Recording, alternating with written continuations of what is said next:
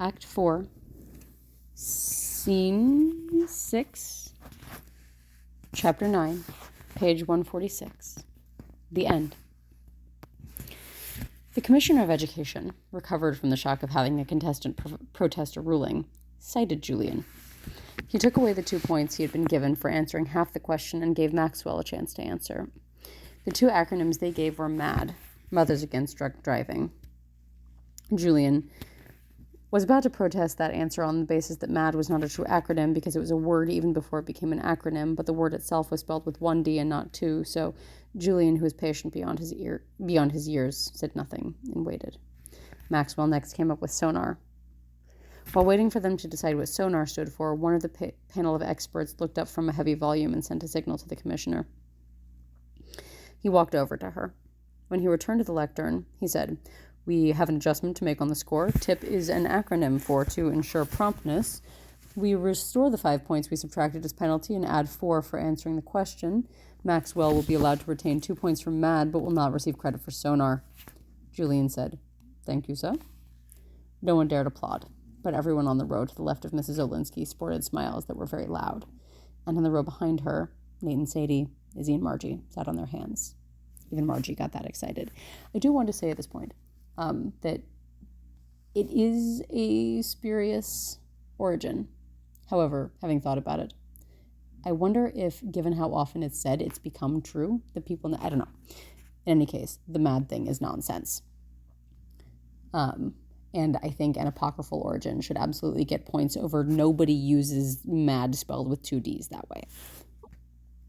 And sonar does actually stand for something. It stands for sound navigation and ranging. So, anyway, I heavily disagree with the commissioner and the panel of experts on their decisions. Between their regional championship and their trip to Albany, word had gotten out that something unusual was happening in Epiphany. Mrs. Lawrenson had made a call to the local newspaper, and Mrs. Olinski and the Souls were featured above the fold on the first page of the Metro section of the Epiphany Times. That started the blitz of publicity to which Dr. Roy Clayton Romer happily surrendered. He hungered for positive taxpayer feedback, so he called a press conference. After Holly Blackwell, the popular anchor woman of Channel 3 Eyewitness News, accepted his invitation, he invited Mrs. Olinski, the Souls, Mrs. Lawrenson, and Mr. Homer Fairbairn to attend. While arranging the Souls behind Dr. Romer like a backdrop of the American flag, Holly Blackwell pointed the microphone at Nadia and, pitching her voice a full octave higher than her on-air voice, asked, "And where did we get all these beautiful red curls?" Nadia looked around. "We?" she asked. "Does someone else have red hair?" Whereupon Holly Blackwell turned her back on all the Souls and instructed the cameramen to pan across their faces occasionally but focus on Dr. Romer. Mrs. Olinski was not pleased. Here were 4 kids who could speak in complete sentences without a single "you know" as filler, and Holly Blackwell asked them nothing. She asked Mrs. Olinski one question. Guess what it was? How did she choose her team? Mrs. Olinski gave one of her good answers, her complimentary skills response, dressing it up to say that the team's talents blended like a chorus, making one sound out of many voices, but her answer ended up on the cutting room floor. Dr. Homer Fairbairn was under orders to smile a lot and say nothing except, "The taxpayers are very proud." He asked Dr. Romer if he could just say, "We're very proud of these youngsters." No. Just, "The taxpayers are very proud." How about, "Everyone is very proud of this team"? No. Just, "The taxpayers are very proud." And smile. Smile for Holly, the camera, and the sake of education. So the session was almost over when Holly Blackwell tilted her coif and turned her baby blues on the deputy superintendent and asked him how the trip to Albany would be financed.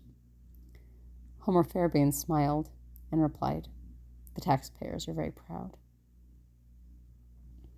Dr. Romer grew as pale as the paper of his unsigned contract. Having followed orders, Mr. Fairbairn provided the only real news that came out of the news conference. Mrs. Lawrenson immediately called the school bus dispatcher and reserved 6 big yellow ones to take the Epiphany boosters to Albany. Dr. Romer said that taxpayers were proud, but not that proud. He said that unlike football matches where he could charge admission to the games, there was no precedent for charging admission to the academic bowl. Taxpayer money would pay Mrs. Olinski's expenses, and the Souls would even pay Mrs. Lawrenson's and, of course, his own. But he would not, could not, pay for chartered buses to take the entire town of Epiphany to Albany. He would allow the buses to be used, but he would not pay for the gas or the driver. And that is when Century Village came through. Noah's mother had taped the press conference and sent it to Noah's Grandma Sadie and Grandpa Nate, who in turn shared it with everybody in the clubhouse at Century Village. They commissioned Bella Dubinsky to design a T-shirt. At the suggestion of Mrs. Froelich, she drew a noose. Nothing else. Sadie Gershom suggested that she put the name of the school under that. Bella refused. Less is more, she said. Not if it's wins over losses, Sadie answered. But she liked the design after all, and they arranged to have it silk screened on 500 red T-shirts, which they shipped north. They sold for $10 apiece, and the profit paid for the gas for the buses. The drivers donated their services. Mrs. Olinski drove to Albany, taking Julian and Mr. Singh with her. Chapter 10. The judges adjusted the score for the acronym question, which put Epiphany ahead. Then Maxwell answered, who was the first president to live in the White House, and the score was even. Then Epiphany answered, what is the waste product of photosynthesis? Maxwell named 3 major food groups, and Epiphany answered, who was the first Spanish explorer to reach Florida? The lead ping-ponged back and forth as the teams took turns answering. Mr. Singh said, you are a very good driver, Mrs. Olinski. The rhythm of his speech was something between a chant and a bird call. I have not myself a high degree of skill of driving automobiles. For many years we lived on a cruise ship, and so I was a fully mature man before I passed my first driving test. Did you require many lessons to learn to drive a handicapped vehicle? I had a few, Mrs. Olinski replied. They rode in silence, listening only to the muffled thump and whir of the tires riding over the interstate before Mrs. Olinski added, after my accident, it took more courage to get back into the passenger side of an automobile than it took for me to learn to drive again. I can understand that, Mr. Singh replied. It often takes more courage to be a passenger than a driver. Of course, Mrs. Olinski, I am in no way making reference to this trip. Julian sat alone in the back seat and read the trees and houses and road signs. He said almost nothing, but Mrs. Olinski was never not aware of him. Finally, she said, Julian makes each mile a journey of 1/4 inches. Mr. Singh replied, it is a skill he learned when we lived on the cruise ship, Mrs. Olinski. He learned to be a passenger. He learned to read the ocean by the cupful. He also learned to regard each port of call as part of the journey and not as destination. Every voyage begins when you do. When you fill your pen, Mrs. Olinski said. Mr. Singh smiled. Yes, Noah told us. Suspense grew, and the commissioner did his best to sustain it. He took his time between questions. He looked over at the judges, nodded, reached into the bowl, and slowly unfolded the paper. This question is Maxwell's. Everyone knew that. Maxwell would have to answer correctly to tie it up again. The commissioner tugged ever so gently at his French cuff. He adjusted his glasses. He cleared his throat. He read, in what work of fiction would we meet the original Humpty Dumpty, and who wrote it? The answer came. Alice's Adventures in Wonderland by... No, said the Commissioner of Education before they could supply an answer to the second part and throw the judges into a panic about the possibility of having to award Maxwell half credit and create confusion about the score. There was an audible gasp from the audience. Didn't they all believe, those who had actually read Alice and not just said they had, that Humpty Dumpty came from Wonderland? Behind her, Mrs. Olinski heard Grandpa Nate Gershom whisper to Grandma Sadie, I think it's Mother Goose. Logic tells me that egg would come from a mother and a goose. The Commissioner of Education tapped on his microphone and demanded quiet. While the audience waited, he took his Mark Cross pen from his inside jacket pocket and wrote on the back of the question in question, to be discussed, the use of compound questions for match point. He replaced his pen in his inside jacket pocket, turned to his right, and asked, Epiphany, can you answer?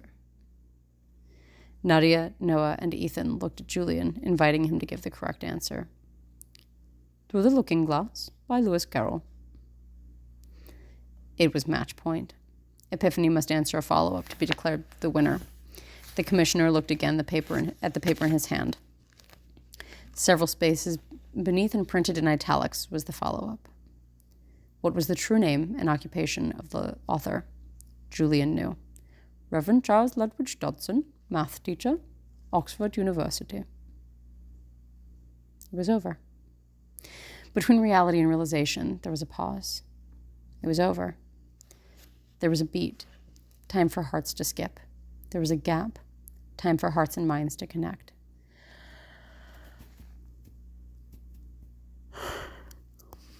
There was a moment for joy to find its home. It was over. An epiphany had won. The Maxwell side of the room was the first to clap. Epiphany the first to cheer. The team from Maxwell walked over to the souls, shook their hands as they had been taught to do, and smiled the parched way that losers do. The souls smiled triumphantly, at the audience and at the cameras. There must have been 100 cameras flashing and whirring. With spots dancing in their eyes, they walked to the edge of the small stage and stood in front of Mrs. Olinski and applauded her specifically until everyone else got the message and stood and faced her and applauded too. Mrs. Olinski smiled and said thank you, and smiled and nodded and said thank you, over and over again, wheeling her chair in small circles until her smile and her words floated like a frieze around the room. The souls came down from the stage then, and 2 by 2 stood on either side of her wheelchair, so the commissioner had to come down off the stage to give them their trophy. They didn't want it unless Mrs. Olinski was there with them. And the souls and Mrs. Olinski shared the trophy that is called a loving cup. And it was. And then it was all over. Chapter 11. They had no sooner made it to the interstate than Julian fell asleep. Mrs. Olinski and Mr. Singh were quiet, too. Mrs. Olinski felt a strange sense of loss. She didn't feel like a loser, but she did feel a sense of loss. She drove for miles worrying about it. Finally, almost involuntarily, she said out loud, "Win some, lose some." She glanced at Mr. Singh and laughed. "Why did I say that?" Mr. Singh replied, "Because it is how you feel at this moment, Mrs. Olinski."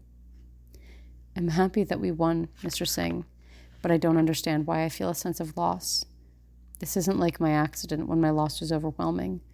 Why, after this wonderful victory, do I feel that something is missing?"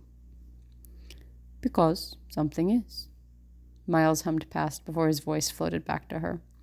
"For many months now, you have been in a state of perpetual preparation and excitement. Each victory was a preparation for the next. You are missing future victories.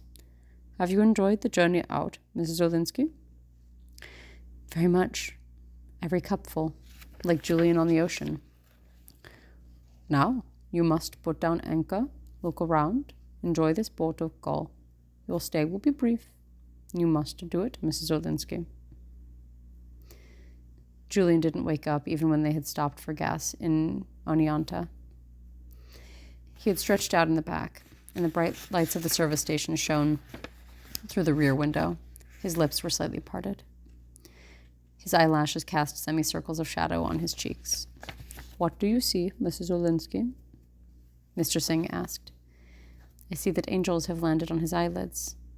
"Yes," he answered, pleased. "Angels have." A car pulled in behind Mrs. Olinski. Its lights hit her rearview mirror, which she adjusted, and then said abruptly, "Mr. Singh, do you know how I chose the souls?" Mr. Singh laughed. "I believe you have several good answers. Which would you like?" "I'm not asking for my answers, Mr. Singh. I'm asking for yours." Mr. Singh replied, "The souls have all returned from a journey, Mrs. Olinski." "A journey, Mr. Singh? All of them?" "Yes, each of them. Noah was the first." "Well, yes, he was the first chosen." "And the first to return from his journey, from Century Village." "Nadia, from the Sargasso Sea." "Ethan took a little longer than the other two, yet his journey was the shortest.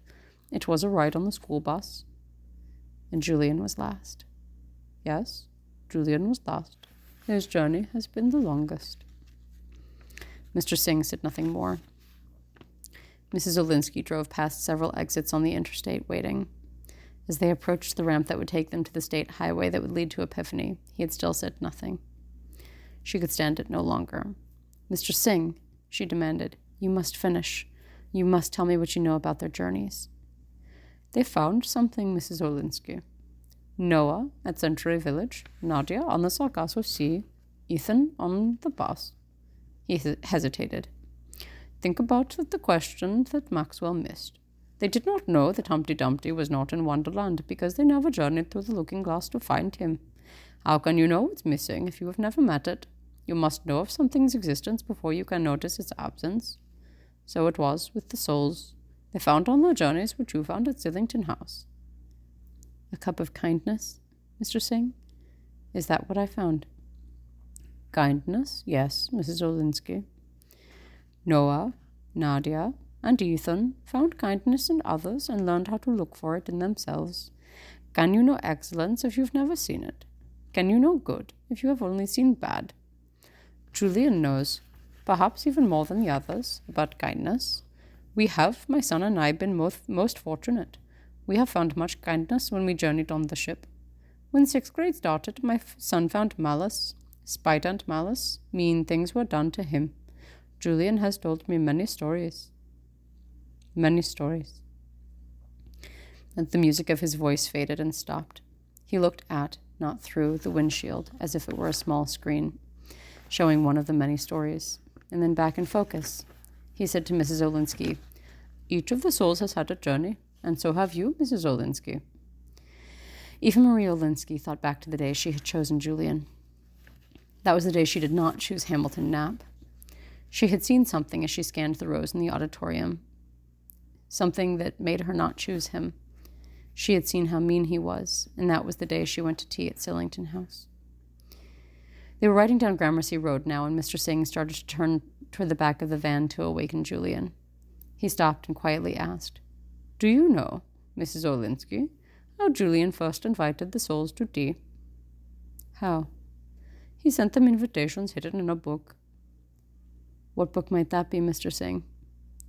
"The book was Alice's Adventures in Wonderland. He would never make the mistake of looking for Humpty Dumpty there." They said nothing more, except good night. As tired as she was, Mrs. Olinski took her copy of Alice's Adventures in Wonderland down from the shelf. She found the Cheshire Cat, but no Humpty Dumpty.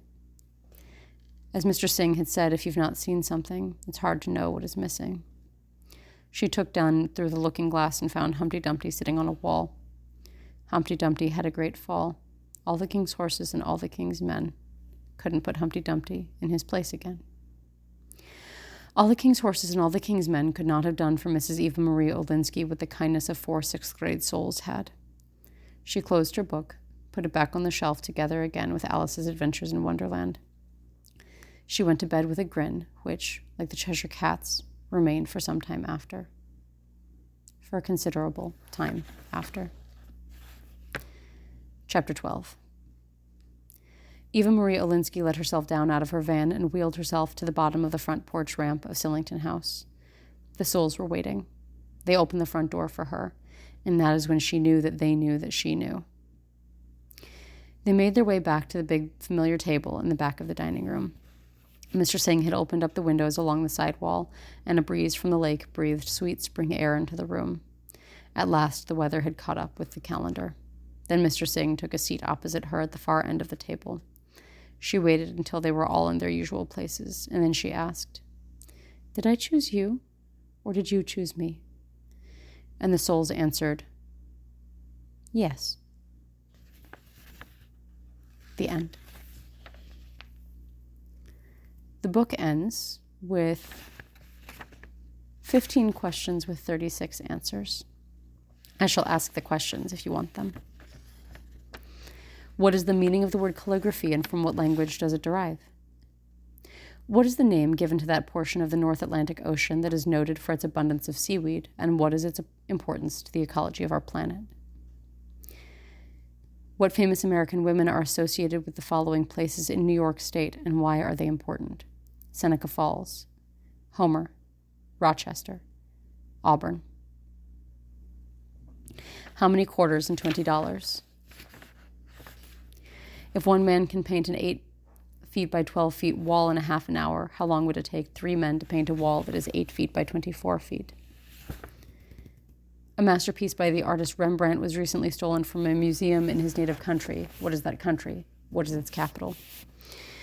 Name the parts of the human eye in the order that light reaches them. Name the famous fathers of Queen Elizabeth I of England, Esau and Jacob, Alexander the Great, and our country. Name the tribe associated with each of the following Native American leaders and name a major accomplishment of one.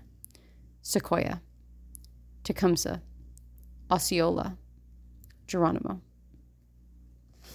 What is the origin of the phrase to meet one's Waterloo, and what does it mean? What is SONAR an acronym for? Good, I'm glad they know. SONAR is an acronym. Who was the first president to live in the White House? What is the waste product of photosynthesis? Name the 3 major food groups. Who was the first Spanish explorer to reach Florida? I love you, chickpea.